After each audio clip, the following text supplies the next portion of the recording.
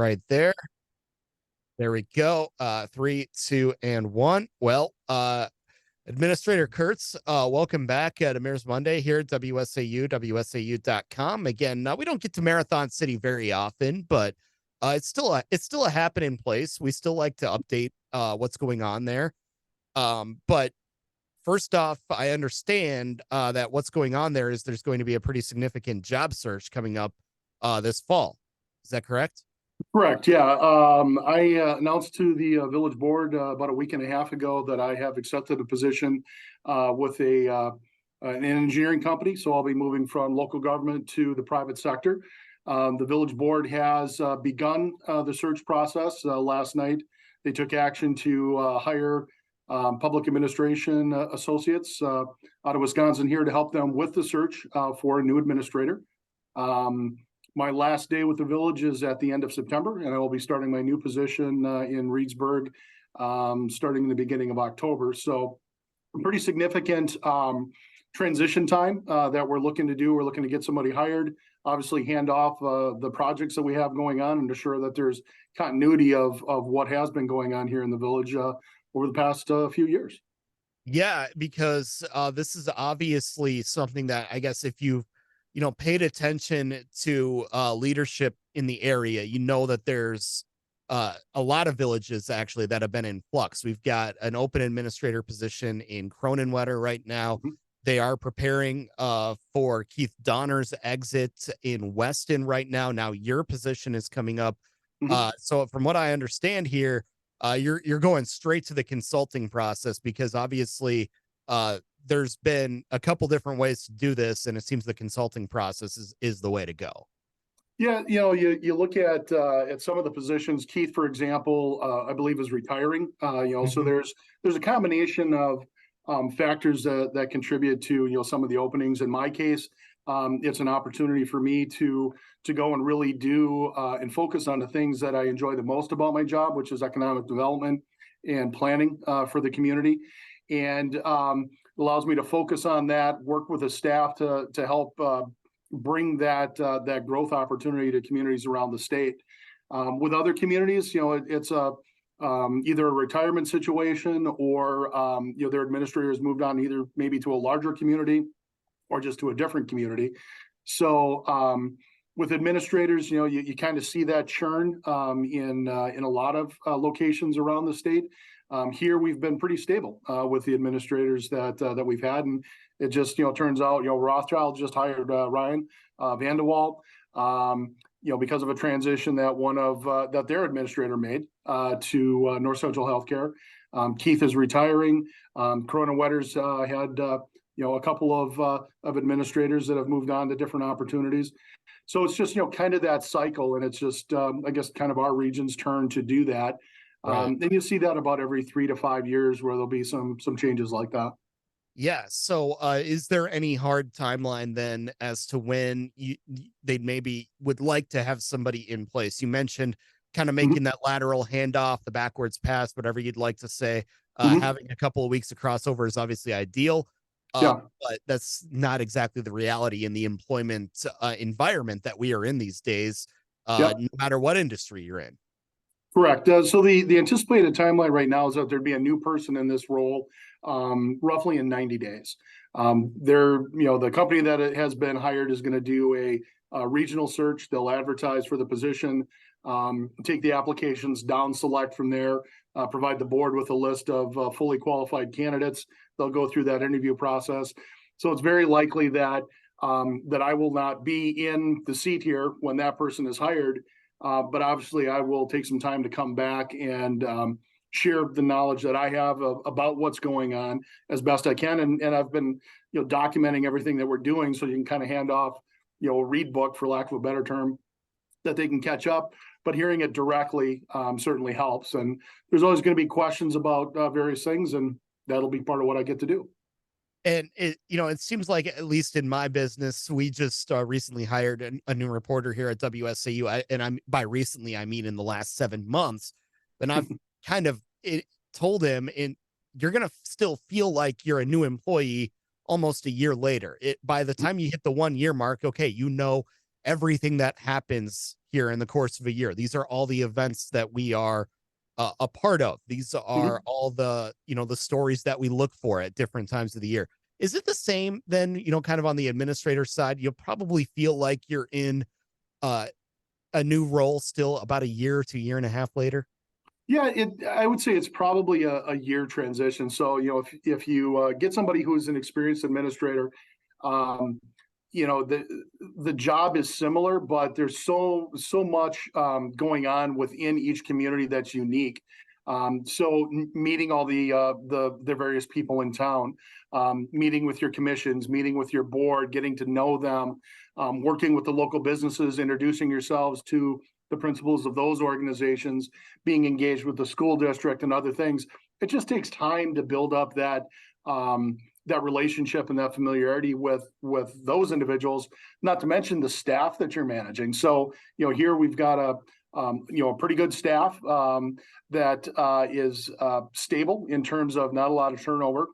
Same with our board, and they're very dedicated to the communities. So you're able to kind of step in and get to know those individuals, kind of know what they like to do, what they're very good at, some of the things that maybe they want to grow and get training in. So it does take some time. A year probably is a pretty good period to really get your feet under yourself and feel confident in all aspects of your job.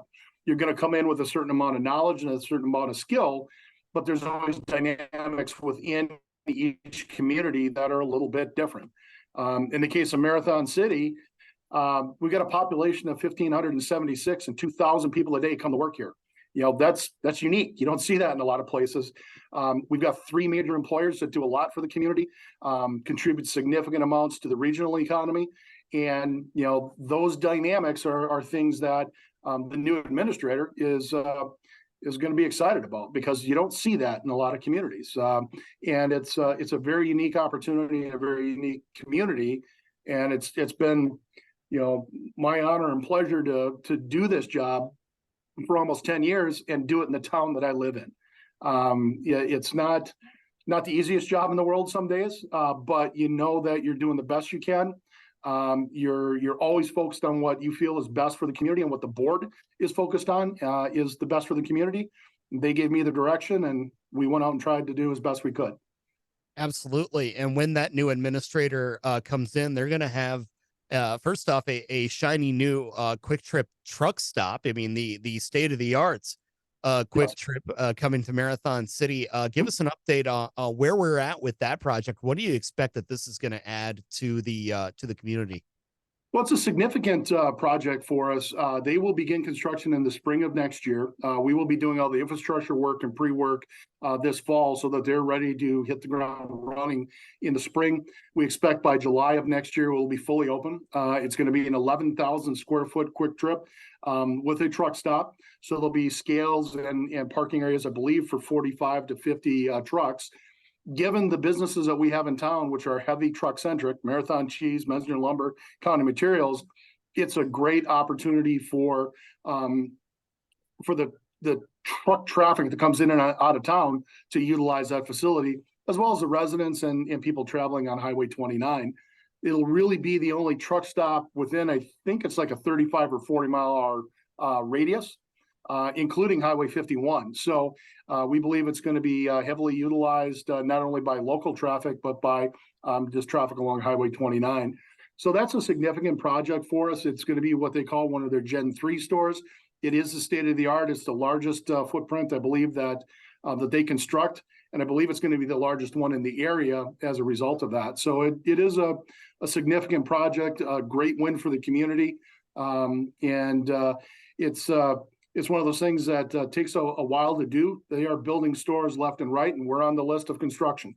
So it will be, like I said, spring of next year. Yeah. Again, to give you an idea, when I drive back to South Dakota, I generally run out of Quick Trip territory at about Worthington, Minnesota. That's actually getting extended because they've got as many as 5 stores that they're going to be putting in Sioux Falls, South Dakota. So eventually I will be able to describe my route back to South Dakota by nothing but Quick Trip stops. But yeah, again, I say that tongue in cheek, but that gives you an idea of where they're growing, not only Yeah. extending their footprint but now growing right here where they're an established brand as well. Yeah, being headquartered in Wisconsin here, they obviously have a strong presence in the state of Wisconsin, but as you said, they're kind of getting outside of Wisconsin and picking those select markets. I believe this is maybe the second or third time that they've been voted the best convenience store in the country by a national retail organization. So they know what they're doing. They do it very well. They have clean facilities. They have a wealth of product in those facilities, from your general convenience things all the way up to the ready to eat meal type things. So it'll be a great add to the community. It offsets the fact that we don't have a full on grocery store, but they have some very smart guys that have got a lot of grocery experience that help stock those stores. So the product set that they have in there fits a lot of the convenience type items that a grocery store here would normally have. And again, our proximity to Wausau, if you need a bigger full service grocery store, they're readily available there. Yeah, and that's exactly what the next question I was going to ask you, because that's another project that you've been it's kind of been on your list for several years. You thought you had something on the line at one point. The deal fell through, but now you say we're in a spot where we're not really losing out. It doesn't replace not having a grocery store, but still, if you need that cream of chicken soup on 5 minutes notice, it's right there. Yeah, the grocery store has been a significant focus for the village here for 6 or 7 years. We've had a couple of opportunities that we were really close on. One, unfortunately, the company that we were working with ran into some financial difficulties and actually doesn't even exist anymore.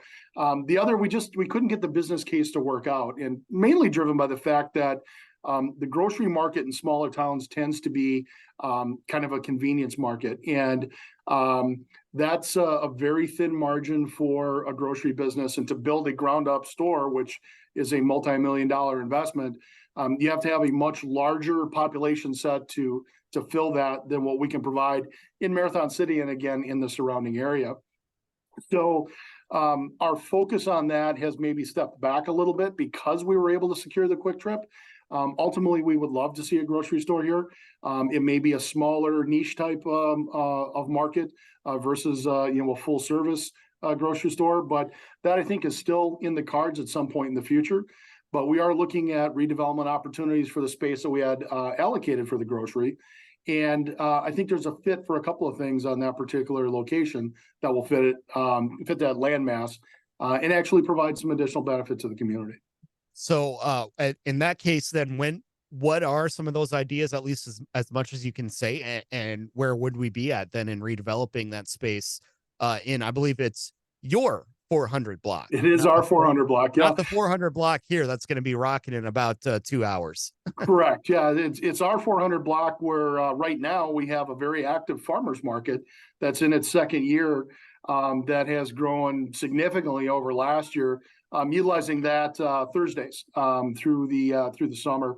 But ultimately, we're looking at some mixed use space, some dedicated potential office space being put on that property, which will allow for multiple types of tenants to utilize the space, provide them adequate parking and utilities, and obviously a high degree of exposure on Main Street. Absolutely. So one more thing then before we let you go, what's the coolest thing in your office? The coolest thing in my office? Yeah, I would say right now it's probably the picture of my daughter. She is right now getting back from active duty deployment with Wisconsin National Guard. She's been in Djibouti, Africa for 9 months, serving not only the residents of Wisconsin, but of the country. She is going to be back in state here on Saturday.